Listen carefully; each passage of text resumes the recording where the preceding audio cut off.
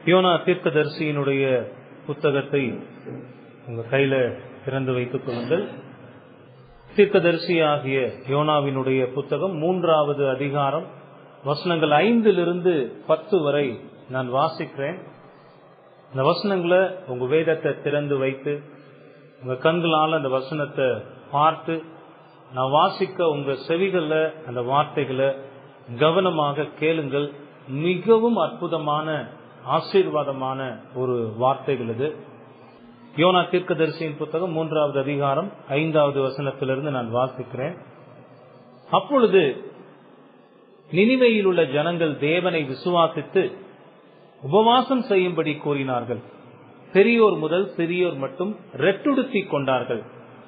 இந்த செய்தி நினிவேயின் ராஜாவுக்கு எட்டின போது அவன் தன் சிங்காசனத்தை விட்டு எழுந்து தான் உடுத்தியிருந்த உடுப்பை கலற்றி போட்டு இரட்டை உடுத்திக் கொண்டு சாம்பலிலே உட்கார்ந்தான்.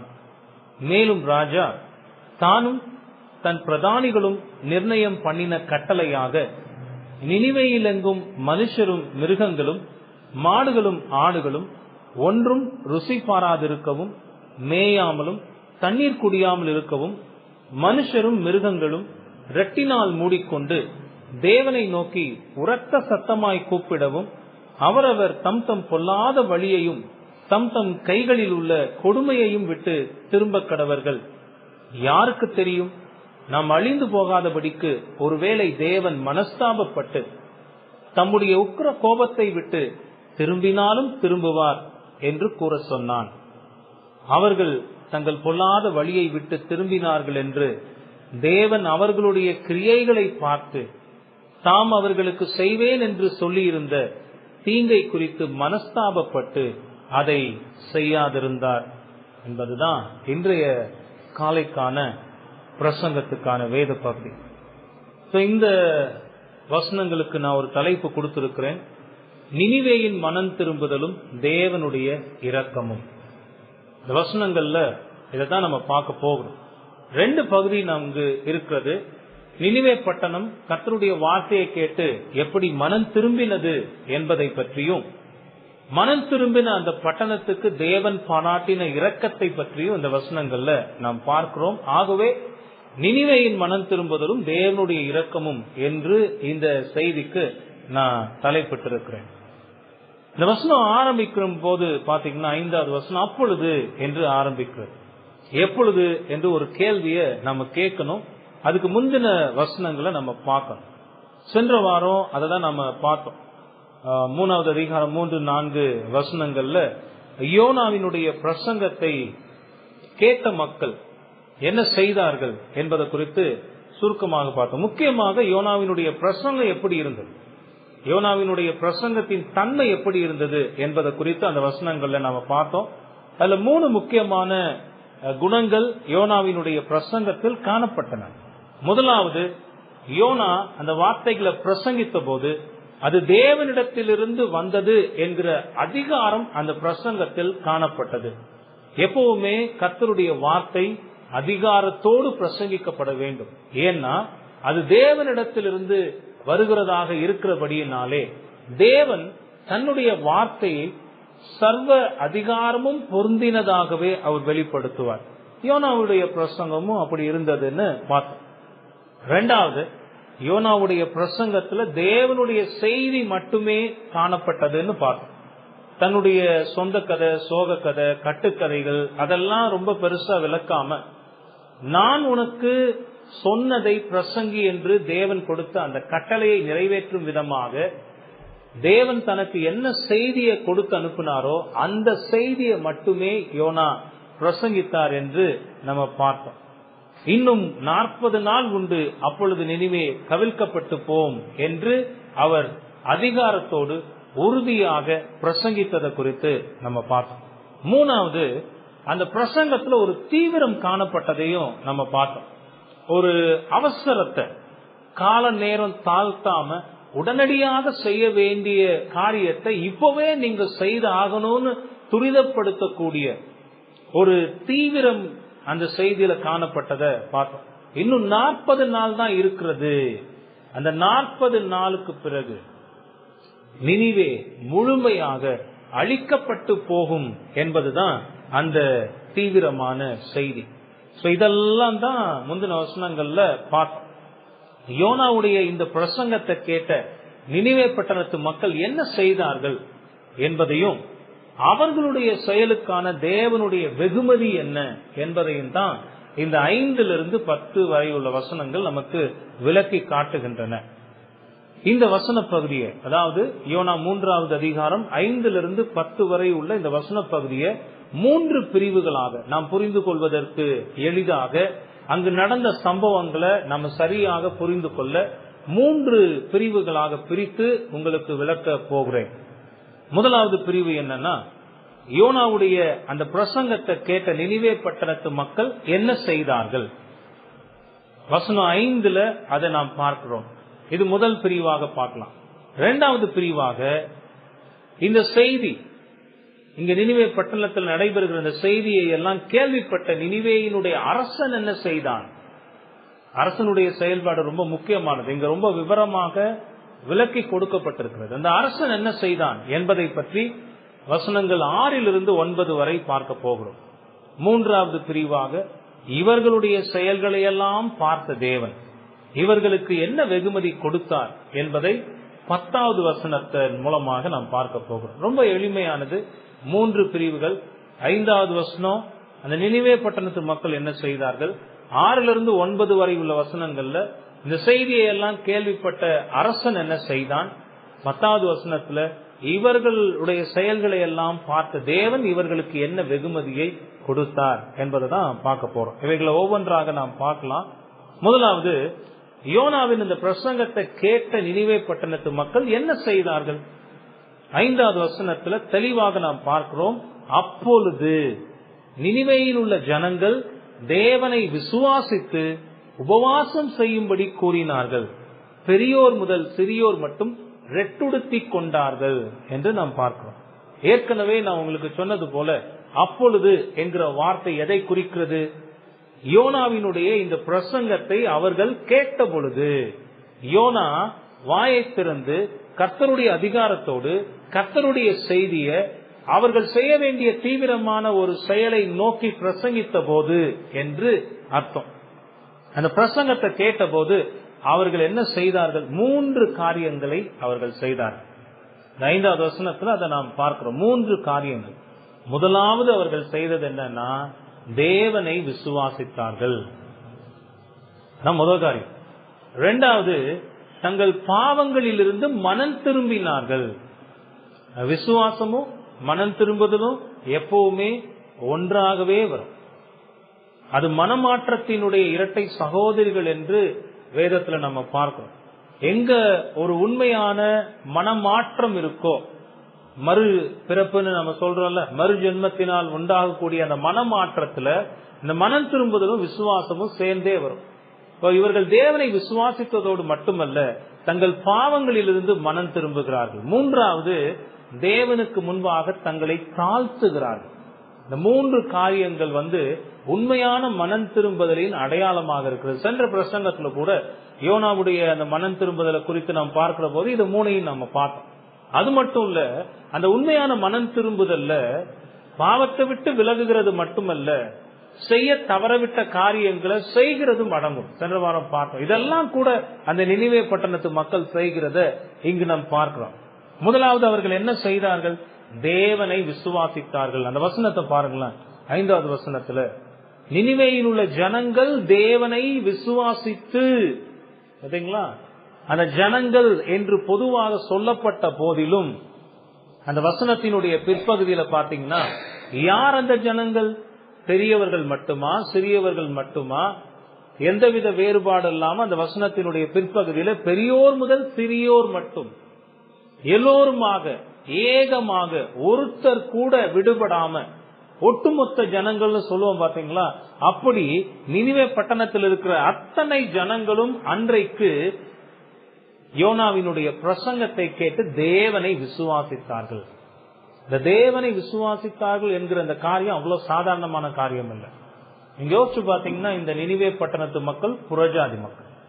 அவர்களுடைய பல தெய்வ வழிபாடுகள், ஆராதனை முறைகள், தங்களுக்கென்று அவர்கள் வகுத்துக் கொண்டிருந்த காரியங்கள், இவைகள் எல்லாவற்றையும் மிஞ்சி இப்பொழுது அவர்கள் இஸ்ரவேலின் தேவனாகிய கர்த்தரை முழு மனதோடு விசுவாசித்தார்கள் என்று வேதம் நமக்கு சொல்லுகிறது.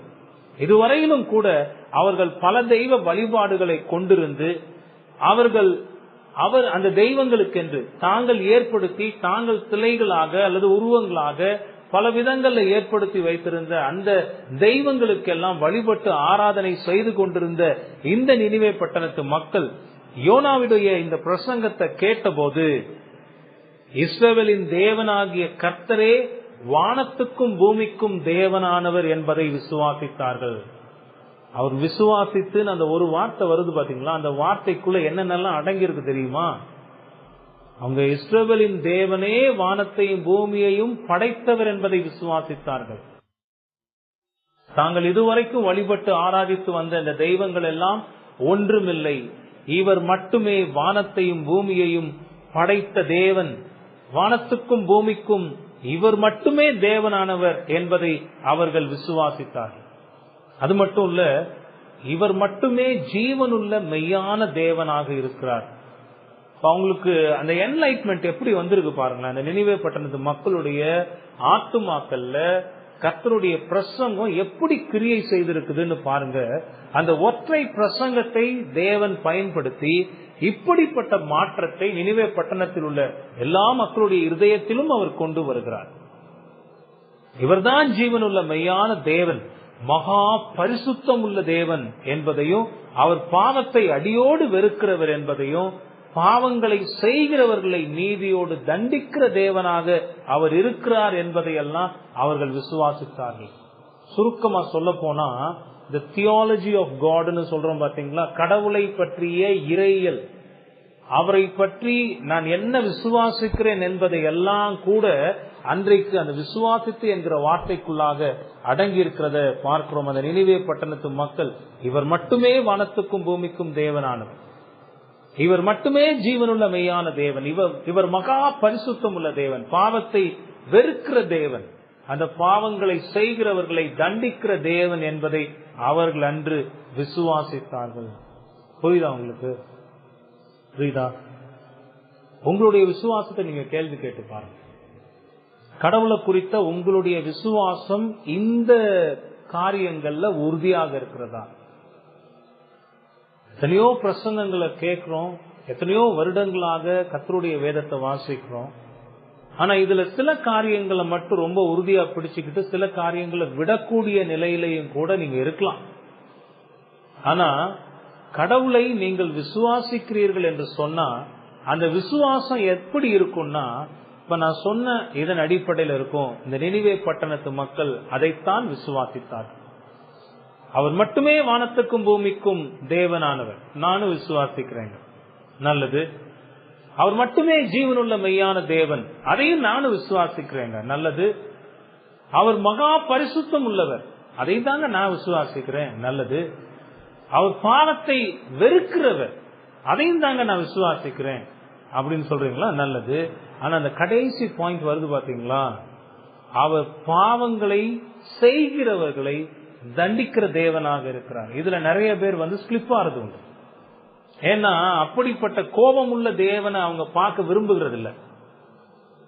அவங்க நினைப்பெல்லாம் எப்படி இருக்கும்னா, தேவன் எப்பொழுதுமே என் மீது இரக்கம் உள்ளவராகவே இருக்கும், ஒரு சாஃப்ட் கார்னரோட தான் என்ன ஹேண்டில் பண்ணணும். நான் தவறு ஏதாவது பாவம் செய்தாலும் கூட ஆண்டவர் என்ன செய்யக்கூடாது, என்ன தண்டிக்க கூடாது. அவர் என் மேல எப்பவுமே இரக்கமும் கிருபையா இருக்கணும், என் மேல எப்பவுமே அன்பா தான் இருக்கணும். நீங்க உலகத்துல அப்படித்தானே பாக்கணும். தேவன் பாவிகளை வெறுக்கிறவர்னு சொன்னா உலகம் என்ன சொல்லுது, பாவிகளை கிறிஸ்து நேசிக்கிறார்னு சொல்லுது. ஆனா வேதம் அப்படியா சொல்லுது? தேவனால எந்த ஒரு பாவியையும் நேசிக்க முடியுமா?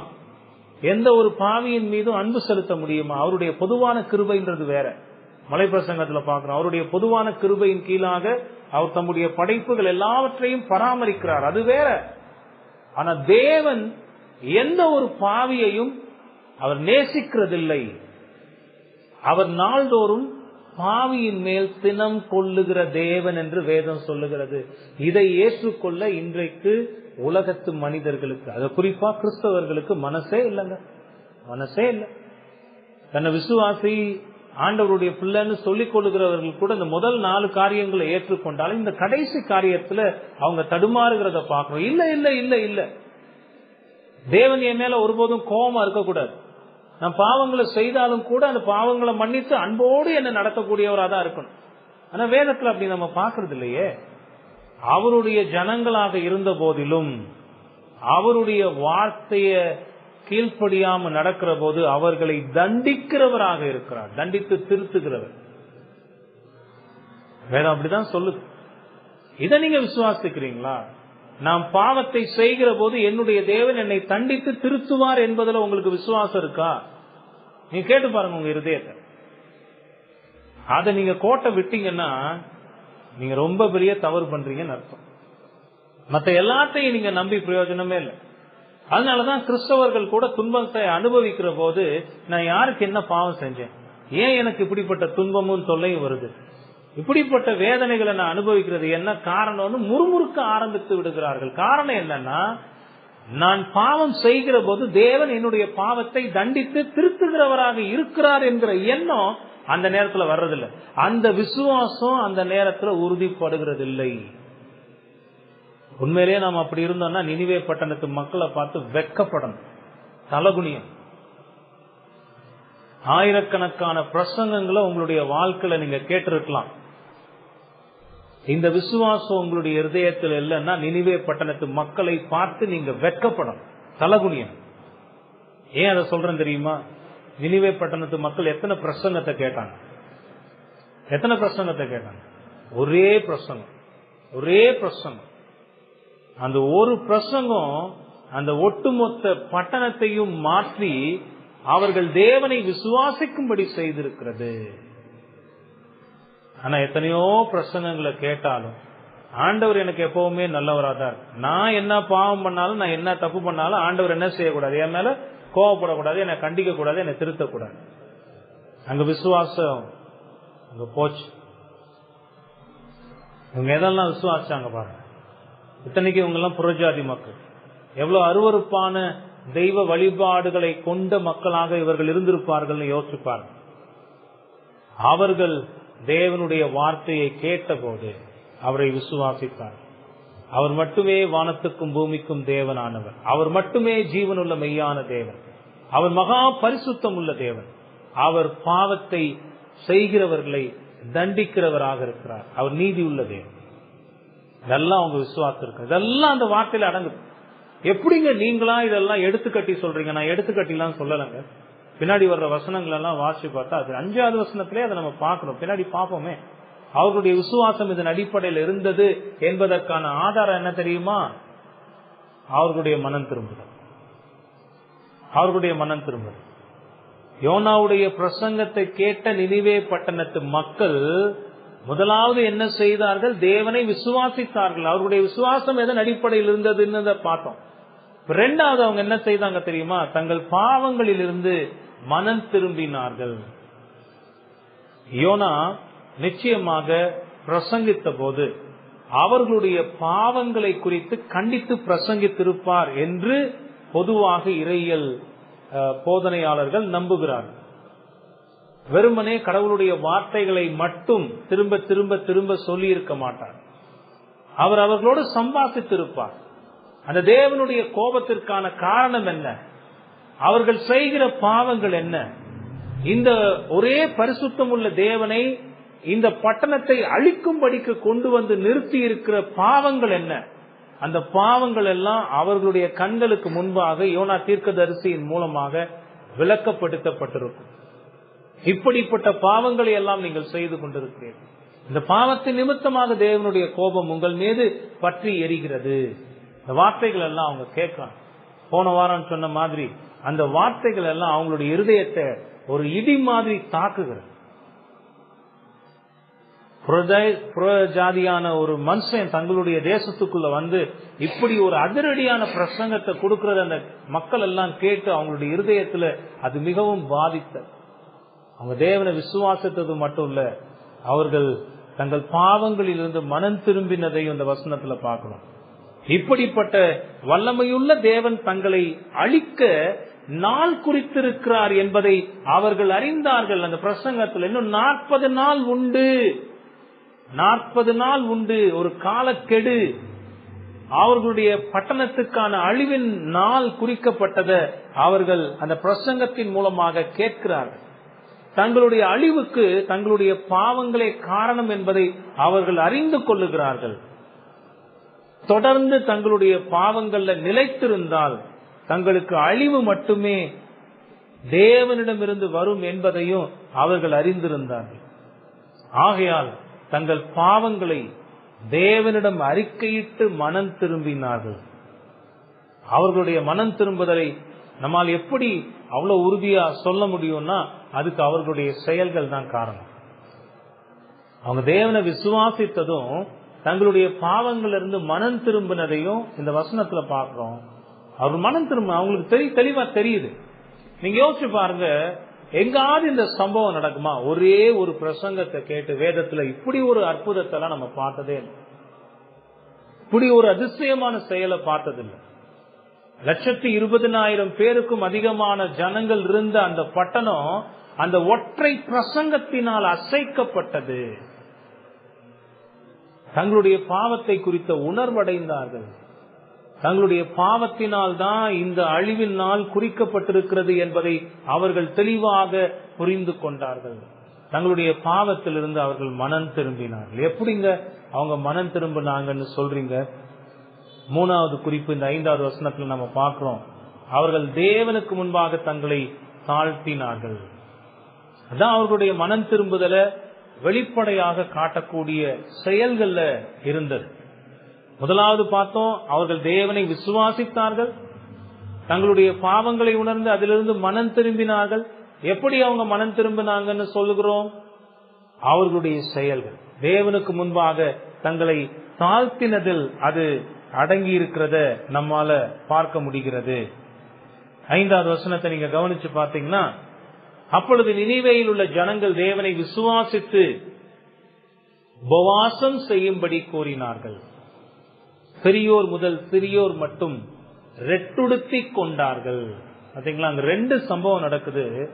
இந்த வார்த்தைகளை கேட்ட உடனே தங்களுடைய பாவத்தை உணர்ந்து அதுக்காக துக்கப்பட்டு தங்களுடைய மனம் திரும்புதலை வெளிப்படையாக காண்பிக்கும் பொருட்டாக 2 காரியங்களை செய்கிறார்கள். முதலாவது அவர்கள் உபவாசம் செய்தார்கள், 2வது ரெட்டுடுத்தி கொண்டார்கள்.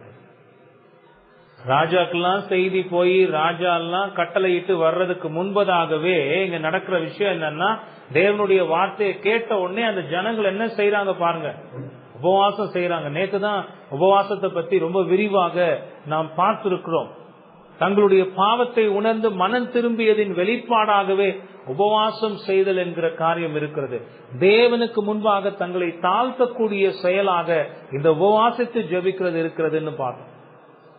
அன்னைக்கு நினிவே பட்டணத்து மக்கள் தங்களுடைய பிரியமான தங்களுக்கு தேவையான உணவுகள் எல்லாவற்றையும் கூட அன்றைக்கு விட்டு அவங்களுக்கு சாப்பாடு பெருசு இல்ல. தங்களுடைய மனம் திரும்புதலையும் தங்களுடைய தாழ்மையையும் வெளிப்படுத்தும் பொருட்டு தேவனுக்கு முன்பாக உபவாசித்து அமர்ந்தார்கள். கடவுளுக்கு முன்பாக தங்களை தாழ்த்தினார்கள். அது மட்டும் இல்ல, அவங்க ரொம்ப ஃபைன் கிளாத் எல்லாம் போட்டுலாம் அங்க அமரல, தங்களுக்கு மீது ரெட்டுடுத்தி கொண்டார்கள் என்று வேதம் சொல்லுகிறது. சாக் கிளாத்னு ஆங்கிலத்துல பாக்குற, அது ஒரு சணல் நூல்ல ரொம்ப சாக்கு மாதிரியான ஒரு ஆடை. அது எதை குறிப்பிடுகிறதுனா, புழுதி மட்டுமாக தன்னை தாழ்த்துகிறதை காட்டக்கூடிய ஒரு சம்பவமாக இருக்கிறது. இவர் நீங்க அடுத்த வசனத்துல அரசனை பாத்தீங்கன்னா அரசன் சாம்பல்ல உட்கார்ந்துருவான். இதெல்லாம் எதை காட்டுகிறது? அந்த நினிவே பட்டணத்து மக்களுடைய மனம் திரும்புதலினுடைய உண்மை நிலையை காட்டுகிறது. அதை விட இவர்கள் செய்கிற இந்த செயல்கள்லாம் இருக்கட்டும், இது எல்லாத்தையும் விட ஒரு உறுதியான ஒரு ஆதாரம் என்னன்னா, 10வது வசனத்துல பாத்தீங்கன்னா, மெய்யாகவே அவர்கள் மனம் திரும்பினதை தேவன் கண்டு என்று பார்க்கிறோம். இதுக்கு மேல வேற என்ன அடையாளம் நமக்கு வேணும்?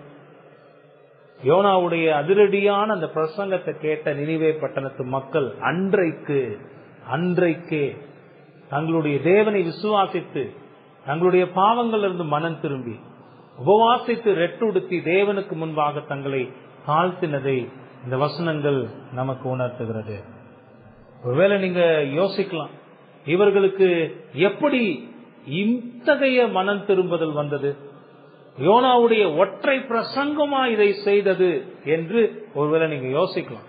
உண்மைதான், யோனாவினுடைய பிரசங்கமும் கூட இதுக்கு முக்கியமான ஒரு காரணமாக இருந்தாலும் தேவனுடைய வல்லமையான செயல்பாடே இதற்கு முழுமுதற் காரணமாக இருக்கிறது.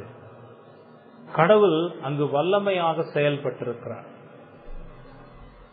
ஆண்டவர் அன்றைக்கு யோனாவின் பிரசங்கத்தை அற்புதமாக பயன்படுத்தி இருக்கிறார். நீங்க பாருங்க, பிரசங்கிக்கிறவன் யார் என்பதெல்லாம் பெருசல்ல. பிரசங்கிகளின் இளவரசனாக வலம் வந்த ஸ்பர்ஜன், அவர் எப்படி அவருடைய ரட்சிப்பின் அனுபவத்துக்குள்ள வந்தாரு?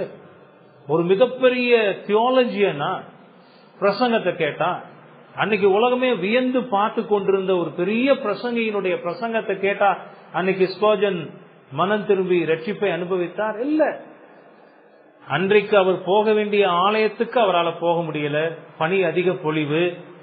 சரி, போற வழியில இங்க ஒரு ஆலயம் இருக்கேன்னு பார்த்து அந்த ஆலயத்துக்கு போறாரு.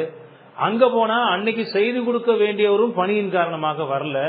யாராவது ஒருத்தர் பிரசங்கம் செய்யணுமேனு சொல்லி அன்றைக்கு அங்கிருந்த மக்கள்ல சாதாரணமாக இருந்த ஒருத்தர் எந்திரிச்சு அங்க பிரசங்கிக்கிறார். அவருடைய பிரசங்கம் எல்லாம் மறுபடியும் நோக்கிப்பார் நோக்கிப்பார் நோக்கிப்பார். இதுதான் ஸ்பர்ஜனுடைய இருதயத்தில் அன்னைக்கு பெருசா தியாலஜி எல்லாம் வேலை பார்க்கல. நோக்கிப்பார் நோக்கிப்பார். அது வரைக்கும் அவருடைய இருதயத்தில் இருந்த வெறுமை அவரை துரத்தி கொண்டிருந்தது. ஒரு அருமையான ஒரு போதக குடும்பத்துல பிறந்தவராக, நல்ல இறையியல் சத்தியங்களை வளர்ந்தவராக இருந்த போதிலும் எளிமையான சாதாரணமான ஒரு மனுஷனுடைய பிரசங்கம் ஸ்பர்ஜனை ரட்சிப்புக்குள்ளாக கொண்டு வந்தது. அவர் பாருங்க, பின்னாடி பிரசங்கிகளின் இளவரசன். இன்னைக்கும் அவரை பேசலாம். அவருடைய பிரசங்கங்கள் எல்லாம் எவ்வளவு அற்புதமானது. எத்தனை ஆயிரக்கணக்கான மக்களுக்கு அவர் ஆசீர்வாதமாக இருந்திருக்கிறார். அவர் உயிர் வாழ்ந்த காலத்துல அவருடைய சபையில 10,000 மெம்பர்ஸ். எப்படி இருந்திருக்கும் பாருங்க. அவருடைய பிரசங்கத்தை கேட்க ஜனங்கள் திரள் கூட்டமாக கூடி கூடி வந்தாங்க.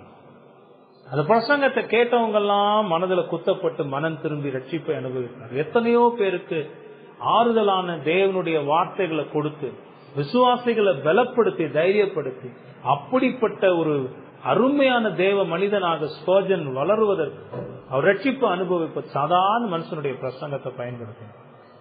இங்க பாருங்க, பிரசங்கிக்கிறவன்ல இல்லங்க ஒண்ணும், அந்த பிரசங்கத்தை எடுத்து பயன்படுத்துகிற தேவனே எல்லாவற்றையும் செய்கிறார். உண்மைதான், இங்க யோனா பிரசங்கித்தார் தான். யோனாவை ஒரு கருவியாக பயன்படுத்தி தன்னுடைய செய்தியை கொண்டு போய் சேர்த்தார் ஆண்டவர். அங்க ஜனங்களுடைய இருதயத்துல அவர் வல்லமையாக ஒரு மாசா யோசிச்சு பாருங்க, லட்சக்கணக்கான மக்கள் ஒரே நேரத்துல மனம் திரும்பி தங்களை தாழ்த்தி தேவனுக்கு முன்பாக உபவாசம் செய்து ரெட்டுடுத்துகிறதுனா அது ஒரு சாதாரணமான காரியமா இருக்குமா? நீங்க யோசிச்சு பாருங்க. தேவனுடைய வல்லமையான செயல் அங்கு இருந்திருக்கிறத அன்றைக்கு நம்ம பார்க்கணும்.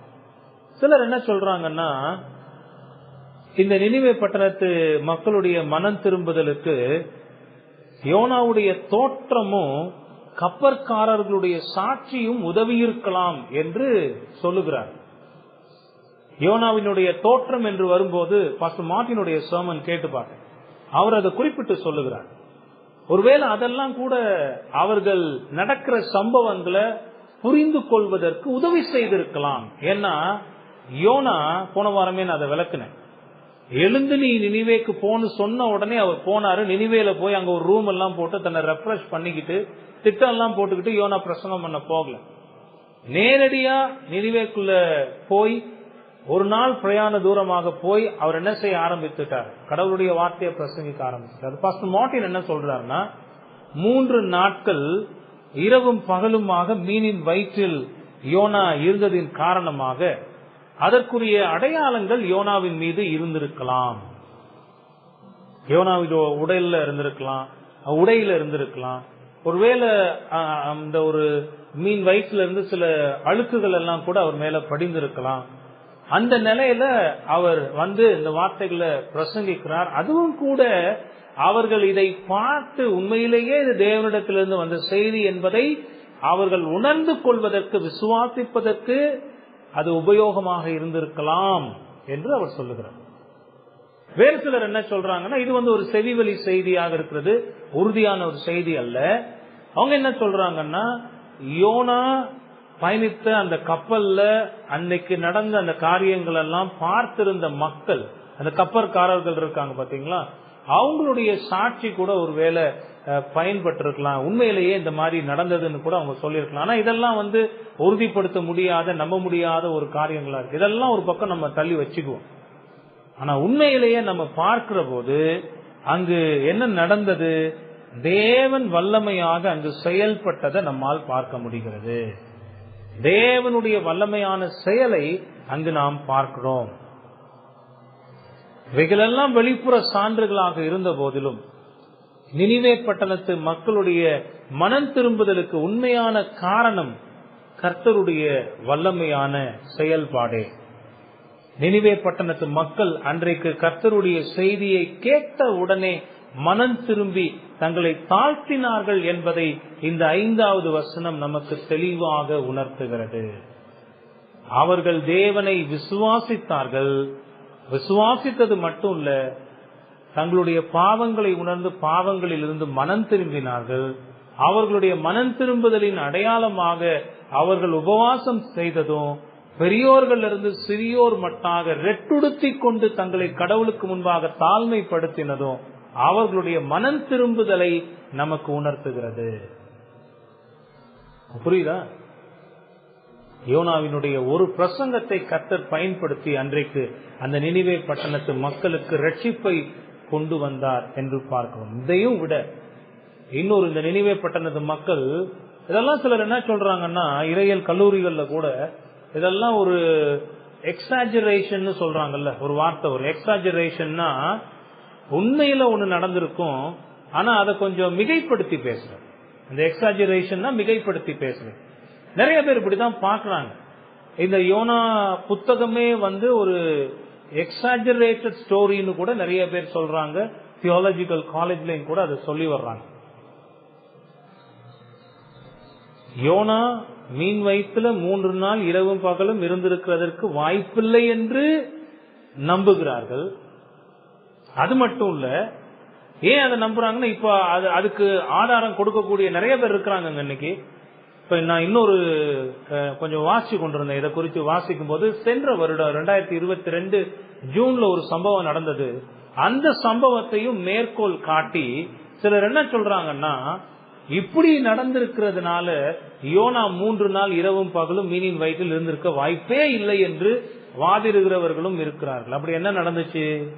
ஒரு டைவர் கடல்ல வந்து வழக்கமாக அவர் டைவ் பண்ணி இருப்பார்ல, அப்போ ஒரு திமிங்கலம் அவரை முழுங்கிருச்சு. திமிங்கலம் அது சும்மா வாயை திறந்து தண்ணிய மீனெல்லாம் உள்ள இழுக்கும் போது இவரும் சேர்ந்து என்ன பண்ணிட்டாருன்னா அந்த திமிங்கலத்தினுடைய வாய்க்குள்ள போயிட்டார். அவர் சொல்றாரு, ஒரு 40 செகண்ட்ஸ் தான் இவ்வளவு நடந்தது. அந்த திமிங்கலத்தினுடைய வயிற்று பகுதிக்குள்ள போன உடனேயே அவர் முடிவு பண்ணிட்டாராம், கருங்கும்முன்னு இருட்டு, அங்க இதோட என்னுடைய வாழ்க்கை முடிஞ்சு போச்சு நினைச்ச அந்த மனுஷன் திடீர்னு பார்த்தா எங்க இருந்தோ கொஞ்சம் வெளிச்சம் வர்ற மாதிரி பார்த்திருக்கிறார். எங்க வெளிச்சம்னா மறுபடியும் மீன் வாயை திறந்திருக்கு. அந்த நேரம் இவர் என்ன செஞ்சாராம், வயிற்றினுடைய எந்த பக்கமும் இந்த பக்கமும் ஓயாம இடிக்க இடிக்க மீனுக்கு வந்து வயிற்றுல ஏதோ ஒரு டிஸ்டர்பன்ஸ் வந்து வெளியே துப்பி விட்டுருச்சான். அதுல வெளியே வந்துட்டாரா இவர். அவர் வந்து பேட்டியெல்லாம் கொடுத்துருக்கிறாரு. அதெல்லாம் யூடியூப்ல வீடியோவா இருக்கு, நீங்க பார்க்கலாம். அவர் சொல்றாரு, ஒரு நிமிஷம் கூட அந்த திமிங்கலத்தினுடைய வயிற்றுல என்னால உயிரோட இருந்திருக்க முடியாது. நான் உள்ள போன உடனேயே என்னுடைய கதை இதோடு முடிந்து விட்டதுன்னு நினைச்சுக்கிட்டு இருந்தேன்.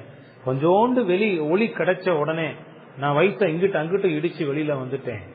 இப்ப இந்த செய்தியை எடுத்துக்கிட்டு இத வந்து ஒரு ஆதாரமாக அவர்களுடைய கூற்றை நிரூபிக்க அவங்க பயன்படுத்துறாங்க.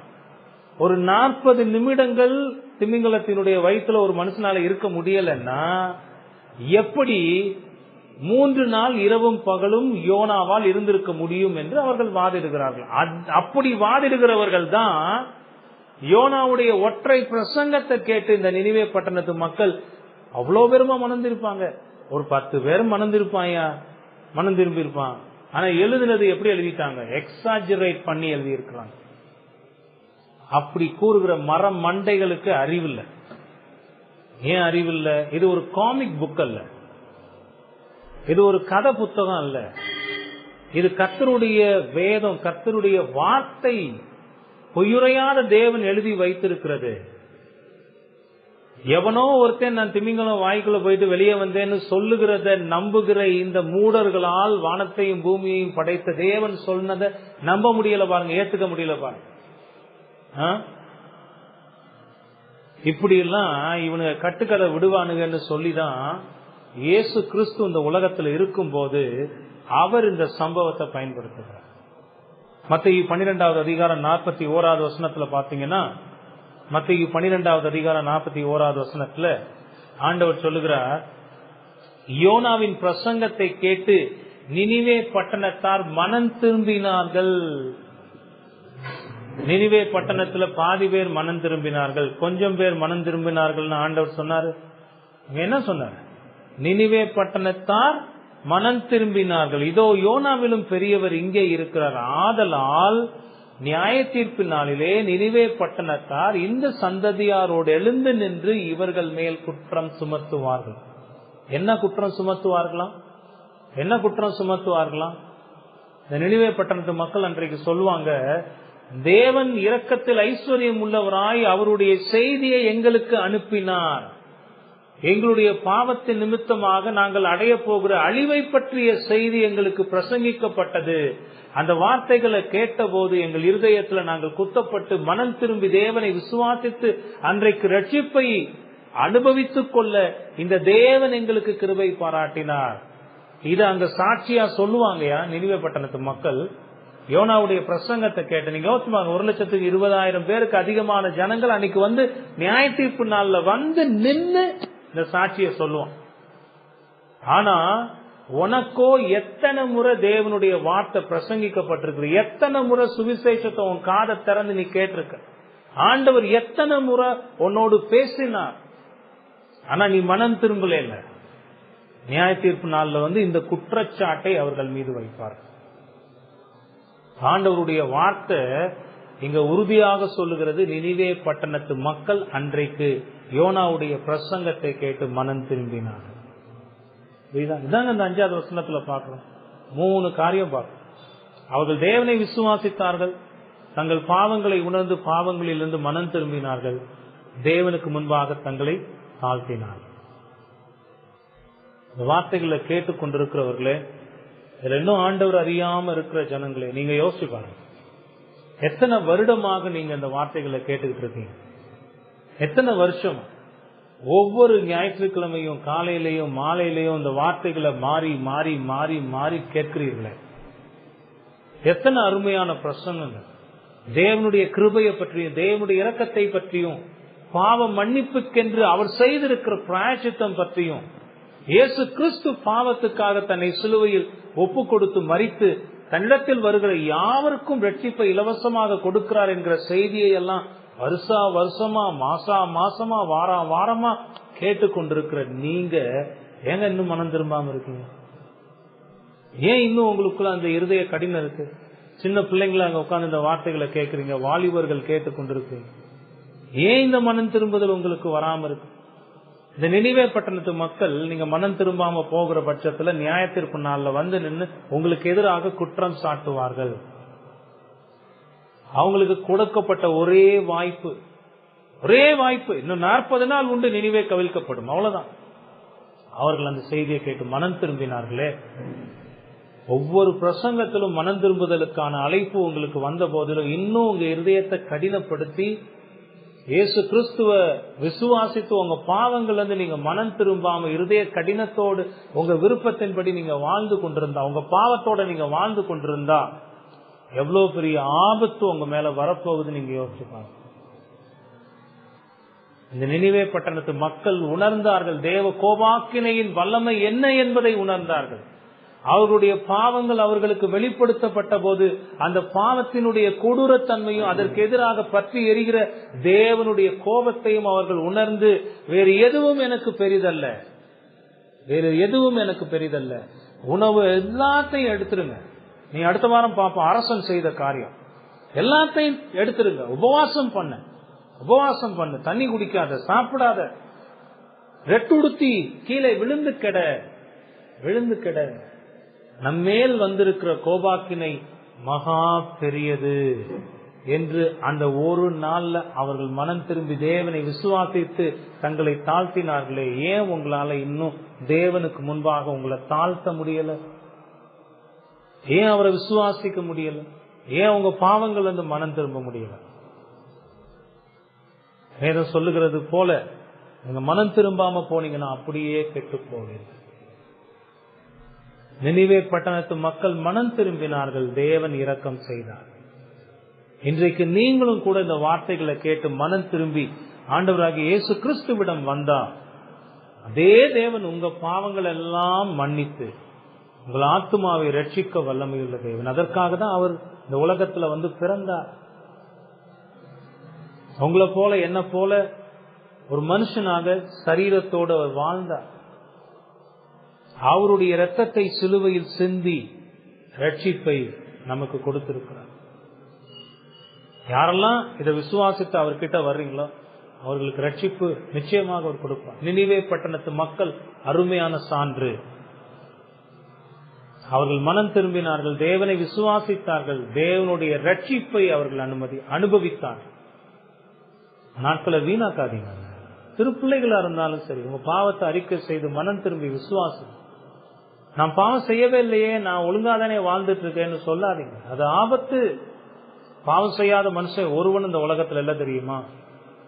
வார்த்தைகளை கேட்டுக் கொண்டிருக்கிற மனம் திரும்பாம இருக்கிற யாவருக்கும் தேவனிடமிருந்து வருகிற செய்தி, உங்கள் அழிவு உங்களை பிடித்துக் கொள்வதற்கு முன்பதாக உங்கள் பாவங்களை உணர்ந்து அந்த பாவங்களுக்காக துக்கித்து பாவங்களில் இருந்து மனம் திரும்பி ஆண்டவராகிய இயேசு கிறிஸ்துவை விசுவாசி, அவர் உங்களுக்கு ரட்சிப்பை கொடுப்பார்.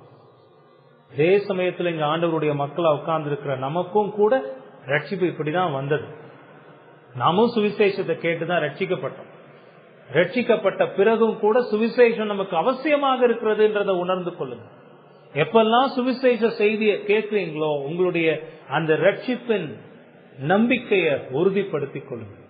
உங்களுடைய இரட்சகராகிய இயேசு கிறிஸ்துவை இன்னும் அதிகமாக நெருங்கி சேருங்கள்.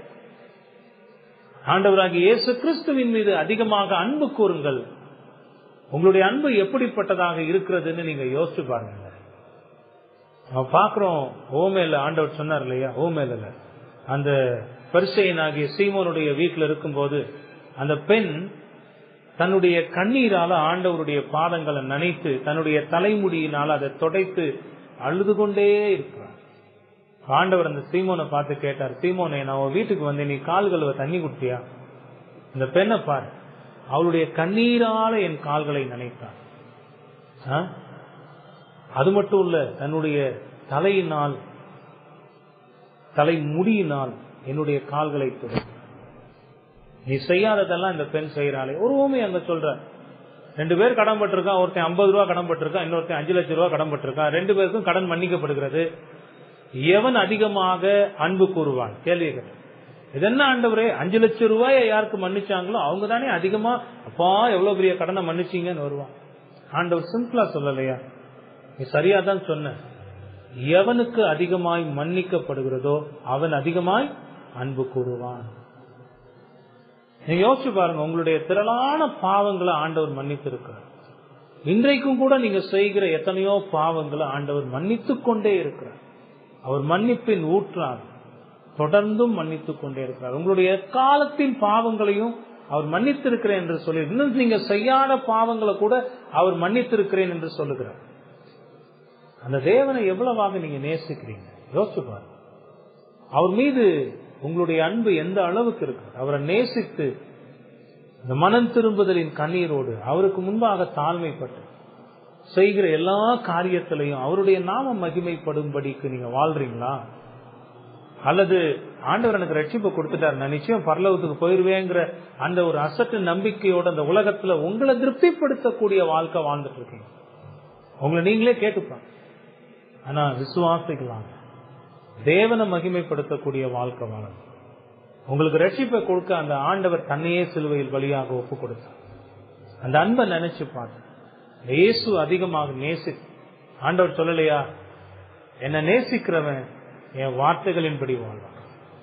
அவருடைய வார்த்தைகளை வாசிக்கிறதும் அவருடைய வார்த்தைகளை சிந்திக்கிறதும் அந்த வார்த்தைகளின்படி உங்களுடைய வாழ்க்கை அமைத்துக் கொள்ளுகிறதிலே உங்களுடைய கவனத்தை செலுத்துங்க. தேவன் அற்புதமாக உங்களையும் பயன்படுத்துவார். அநேகருக்கு ஆசீர்வாதமானவர்களாக நீங்க இருப்பீங்க. பாருங்க, ஒரு வசனம் தான், எவ்வளவு விஷயம் அதுல இருக்கு பாருங்க. நினிவே பட்டணத்து மக்கள் யோனாவினுடைய செய்தியை கேட்டு தேவனை விசுவாசித்து தங்கள் பாவங்களிலிருந்து மனம் திரும்பி தங்களை தாழ்த்தினார். தேவனுடைய இரக்கத்தையும் கிருபையையும் அவர்கள் பெற்றுக்கொண்டார். இன்னும் அரசனுக்கு செய்தி போகல. யோனா நேரடியாக அரசனை போய் பார்க்கல, தெருவில் நின்று பிரசங்கம் பண்ணார். அங்க மாற்றம் நடக்குது. இப்ப அரசனுக்கு செய்தி போகுது அடுத்த வசனத்துல இருந்து. இப்ப நம்ம அதை பார்த்தோம்னா இன்னொரு 1 மணி நேரம் வேணும். அது அடுத்த வாரம் பார்க்கலாம். அரசன் செய்த காரியம் என்ன, இந்த மக்கள் செய்த காரியத்தை விட அற்புதமான காரியத்தை இந்த அரசன் செய்திருக்கான். அது என்னன்னு நம்ம அடுத்த வாரம் பார்க்கலாம். தேவன் தாமே இந்த வார்த்தைகளை ஆசீர்வதிப்பார். நாம் ஜெபிப்போம்.